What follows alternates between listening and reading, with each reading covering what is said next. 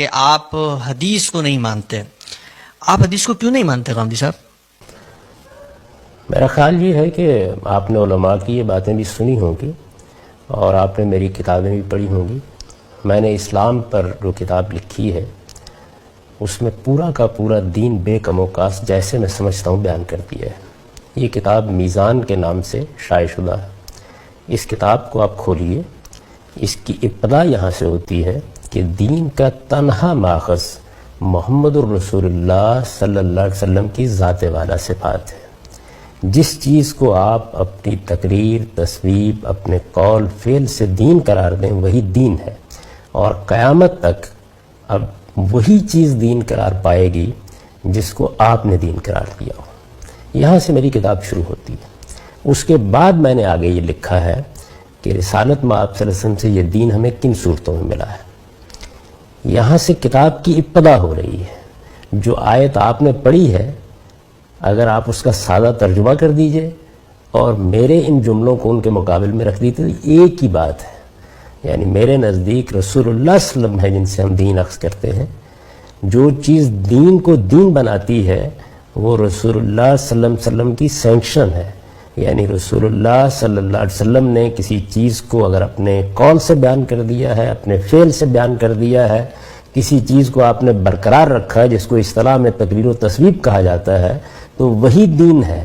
اور اس معاملے میں ادنا درجے کے کسی انحراف کو بھی جائز نہیں سمجھتا. آپ اگر اجازت دیں تو میں آپ کو وہ پیراگراف پڑھ کر سنا دیتا ہوں.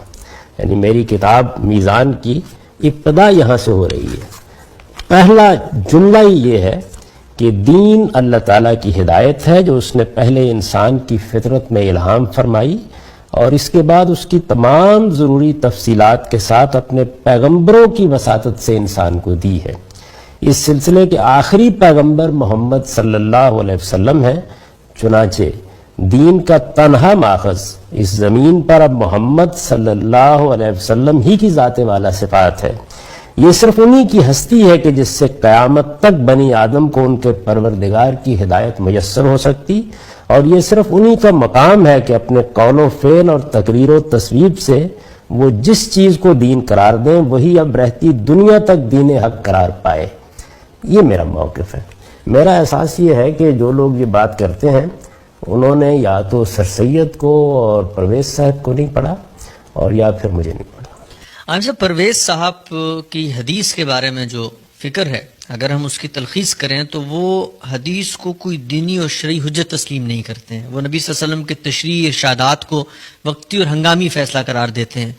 ہم آپ کی کتاب کا مطالعہ کریں تو آپ اس میں لکھتے ہیں کہ نبی کریم صلی اللہ علیہ وسلم نے اپنی حیثیت نبوت اور رسالت میں جو کچھ کیا اس کی تاریخ کا حتمی ماخذ قرآن ہے.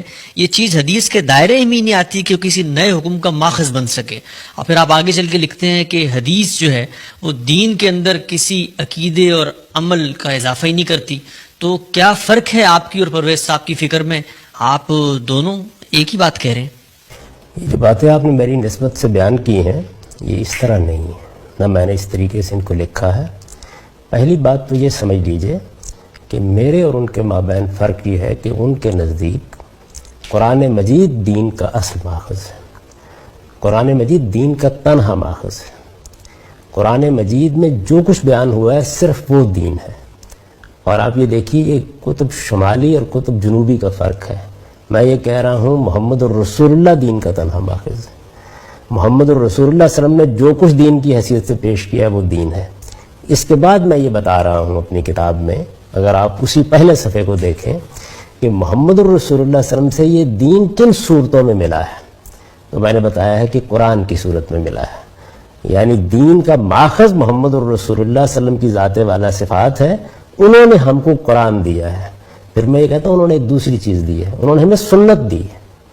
اور یہ بتاتا ہوں کہ یہ دونوں کے دونوں دین کے حتمی ماخذ ہیں. ان دونوں کے ذریعے سے ہم دین کو اخذ کرتے ہیں. اس کے بعد یہ سوال اٹھاتا ہوں کہ رسول اللہ صلی اللہ علیہ وسلم سے جو چیزیں اخبار احاد کی صورت میں ملی ہیں ان کی کیا حیثیت ہے. اور پھر یہ بتاتا ہوں کہ اخبار احاد کے ذریعے سے جو کچھ ملا ہے وہ اصل میں تفہیم و تبیین کی نوعیت رکھتا ہے یا وہ رسالت با آپ صلی اللہ علیہ وسلم کے اسوہ حسنہ کا بیان ہے. یہ دونوں چیزیں ہمارے لیے حتمی حجت کی حیثیت رکھتی ہیں.